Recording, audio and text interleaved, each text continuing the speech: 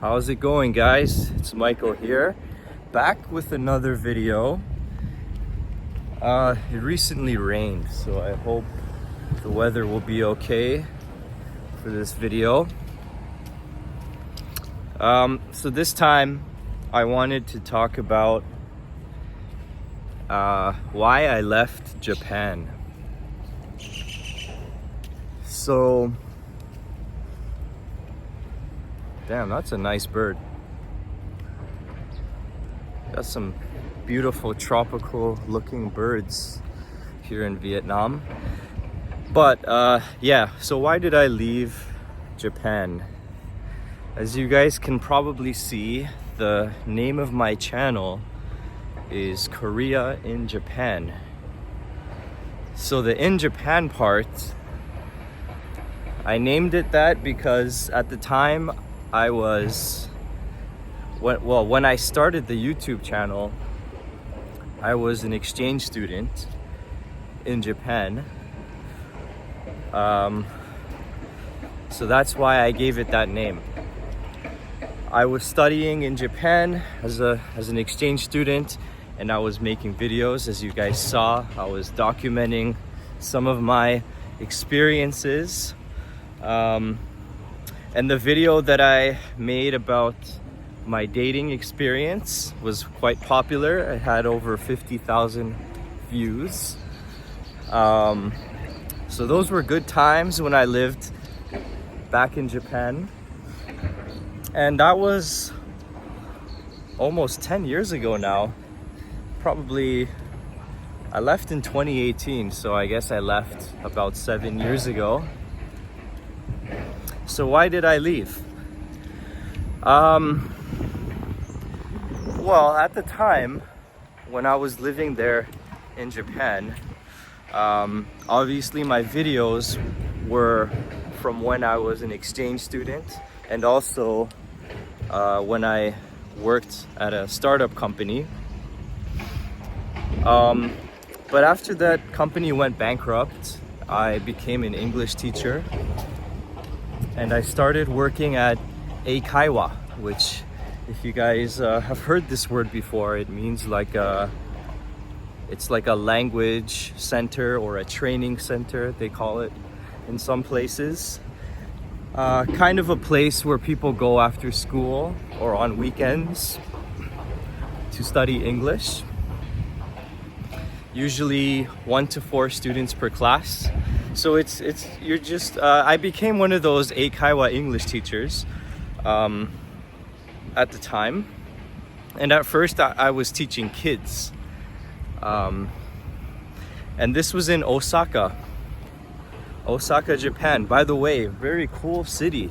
I really love Osaka. I would recommend going to Osaka if you guys go to Japan. It's definitely my favorite place in Japan, I would say. But anyway, so I was working as an Eikaiwa for children at first, and I didn't really like it. So I decided to try teaching adults instead. So this job was a lot more suitable for me. I liked it a lot more. It just suited my style more, I guess. You know, I have kind of a calmer, more chill personality, so I feel like it's easier for me to talk to adults versus with children. You know, I'm not really a peppy, energetic kind of guy, so it didn't really suit me. But anyway, yeah, I was working this job and I liked it, but there was kind of an issue that I was having with this job and with the work culture in Japan in general. And you guys have probably heard that Japan has kind of a crazy work culture. They work a lot of overtime. You've probably heard of death by overwork as well, karoshi, I believe it's called. So yes, it was the work culture that really kind of messed with me in Japan. I remember when I was working at this adult eikaiwa, I was working about 25 hours a week, teaching hours, right? So usually in these kind of jobs, you only get paid for the hours that you teach. So there are no like office hours, anything like that. So all your salary comes from your face-to-face time with students. And so, you know, if you have a teaching job, 25 hours a week is usually like the max. It's kind of grindy to teach 25 hours a week. And usually full-time jobs are 40 hours a week, right? So imagine working like full-time, a really grindy schedule of 25 hours a week. And I maybe you guys get what I'm trying to say here. Like, it's pretty grindy and it's only 25 hours a week. So I would have to say that this job was quite exhausting, to be honest. Like, I remember the classes were, I believe, 55 minutes or 50 minutes each, something like that. And then in between, where you have that 5 to 10 minute window, you would have to fill in some paperwork and prepare for the next class. So it was really like constant, keep going kind of feeling, right? You finish the class, you got to quickly fill in the paperwork, quickly find another lesson for the next student. Like, it was quite crazy. So it was, sorry, fucking flies everywhere. Annoying as hell.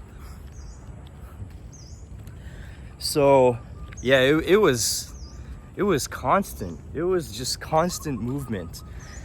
And we only had 1 hour of lunch. So, you know, you can imagine you're on this constant grind, and then you get this 1 hour off, you go out maybe to like McDonald's, you know. By the time you get your food, you've probably spent about 15-20 minutes of your break already. And then when you eat, maybe another 15-20 minutes, and then you've only got like 20 minutes left to rest, and then repeat the grind again. So I remember some teachers were able to do it quite fine, especially like the extroverted teachers who, you know, felt energized by the constant like teaching. They would be fine doing like 30 hours a week, 32, 35. Those teachers were crazy. I couldn't do it. Like, I don't know, it was really tough to just keep talking for me. To just like, I don't know, it was so tiring for me, I remember. And there were like so many points where I felt really burnt out. I did this for just over a year. And without many holidays or vacations either, because you probably heard about this as well, that paid vacation is not really generous in Japan. I didn't even get paid vacation. Anytime I had time off of work, I wouldn't be paid. So anyway, it was quite exhausting. But luckily at the time, to help me kind of survive and make money, I was doing these kind of modeling jobs, I guess you could call them, or like, you know, these random like gaijin kind of jobs, these random foreigner jobs where you know, modeling and TV, that kind of stuff. that was really fun. That was my favorite part of living in Japan, was doing these kind of agency gigs where you work on TV. You know, I was on a Japanese TV show one time. It was a lot of fun. I did a lot of wedding photo shoots as well, and I met lots of people through that. I was invited to a bunch of parties with other models who were in it. And you know, I remember feeling like I had this kind of model status in Japan. You know, the girls constantly saying, "Oh, you're so cool," and then they see you with your group of like model friends, and they like look up to you and they're like, "Wow, look at our model friends." That was a ton of fun. I'm not gonna lie, that was my favorite part of Japan. And so I remember after a year and a half of that adult teaching job, I was feeling quite burnt out. The modeling kind of jobs weren't very consistent. They would happen maybe in the summer and spring, maybe like once a month, maybe twice a month. But then there would be months, like 2-3 months, where I would have no jobs at all. So as much as I really loved those modeling jobs, the burnout was kind of like killing me, and I was craving like a time off. I was craving like a more chill lifestyle.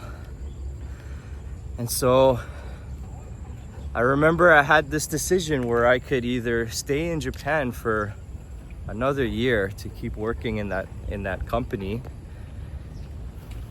and to keep doing what I was doing with the agency, or my other idea was I would go to Thailand with the little bit of money. I saved up like $5,000.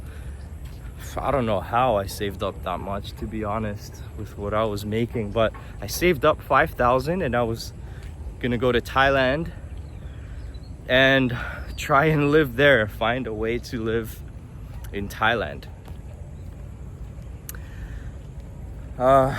Looking back, I kind of wish I stayed in Japan, to be honest. The grind would have been brutal, but I did end up going to Thailand instead, and I stayed in Thailand for about 4 months. But that's a whole other story, which led to a whole bunch of other things, which maybe I'll talk about in another video. But yeah, I did end up leaving Japan. And I often think, what would have happened if I would have stayed in Japan? How would my life have been different? I was there for about 3 years in total, and I had a really great time. My Japanese improved a lot. You know, I've forgotten a lot of words now, but I still think that I can be kind of conversational in Japanese now. So I learned a lot. I experienced a lot. I had so much fun. And sometimes I wonder, what would it be like to go back to work there again? But then I remember that grind, and it makes me kind of hesitant to go back. Because that grind of working in Japan is not, I don't know if it's suitable for me. But I don't know, maybe one day I will try it again. We'll see. I remember one of the things that kind of made the grind really difficult was in Japan, they kind of expect you to always have this like Genki kind of personality or energy, which if you guys don't know Japanese, Genki means like happy, or like like a happy, energetic feeling, Genki. they always ask Genki desu ka? Like, how are you? Genki desu ka? Are you happy? Like, so they always expect you to be like up and peppy when you work in Japan, you know, like, and for me, like, that was so difficult. I like physically felt like I couldn't be like that all the time,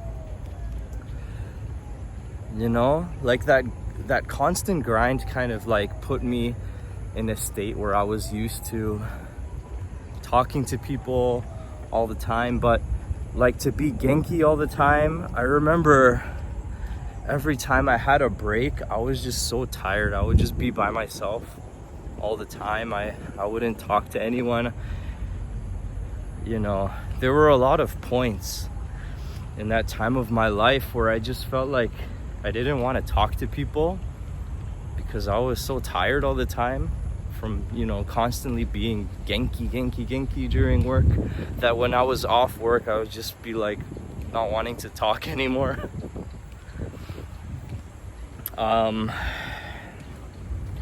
So yeah, that's why I left Japan. It was the work culture. It was such a grind and really not making that much money for all of the effort and all the grind that you're putting in.